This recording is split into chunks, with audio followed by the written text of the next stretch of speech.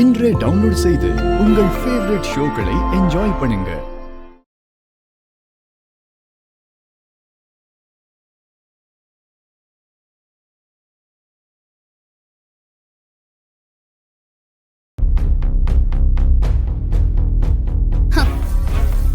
நான் அனுப்புன ரவுடிங்க நேத்து ராத்திரி அந்த சின்சியர் ஆபீசர் வீட்டுக்கு போனாங்க.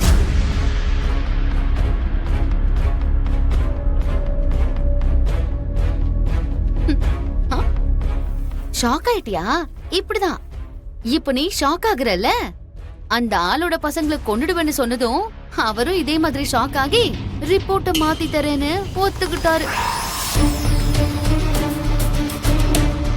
சோ அந்த பூமி இன்னைக்கு இந்த வீட்டுக்கு வாரிசா மட்டும் இல்ல, என் மாமாவை கொல்லணும்னு நினைச்ச கைதியா ஜெயிலுக்கு தான் போவா. என் மாமாவை கொல்லணும்னு நினைச்சால கேபி, நோ, ஜெயில கூட அவளை விட மாட்டேன். நான் ரெடி பண்ணி வச்சிருக்கிற அந்த லேடி கில்லர் ஜெயிலுக்குள்ள போய் அவ கதைய முடிச்சிருவா. அப்போ அதுக்கப்புறம் சின்ன பசங்க மாதிரி ஆடிக்கிட்டு குதிப்பியோ இல்ல? இந்த விஷயத்தை உடனே பூமி கிட்ட சொல்லணும். வாங்கப்பா வாங்க.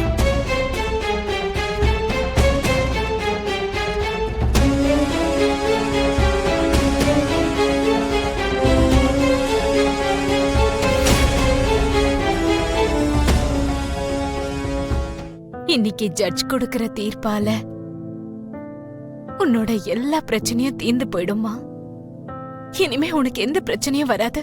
நீ நிரபராதியா வெளியில வந்துருவ.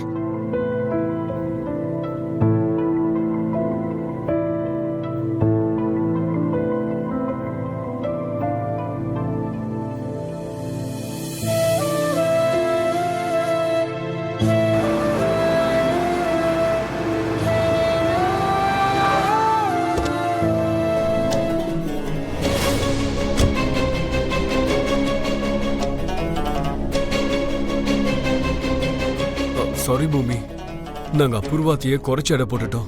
என்னாச்சு சரி? அந்த டிஎன்ஏ ரிப்போர்ட்டை அத்தை மாத்துறதுக்கு ட்ரை பண்ணாங்க.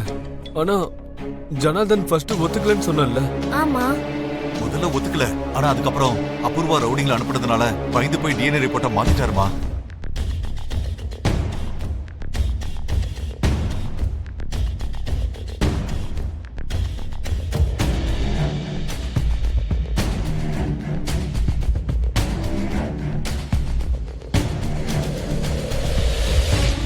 கோர்ட்ல நீ சரச்சந்திராவுடைய பொண்ணுன்னு சொன்ன விஷயம் இப்ப பொய்யா மாறிடுமா?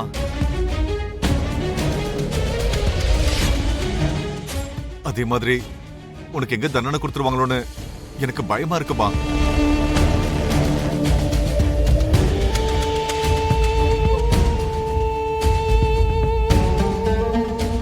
இங்க என்னங்க சொல்றீங்க? ஆமா சாரதா, நான் சொன்னது உண்மைதான்.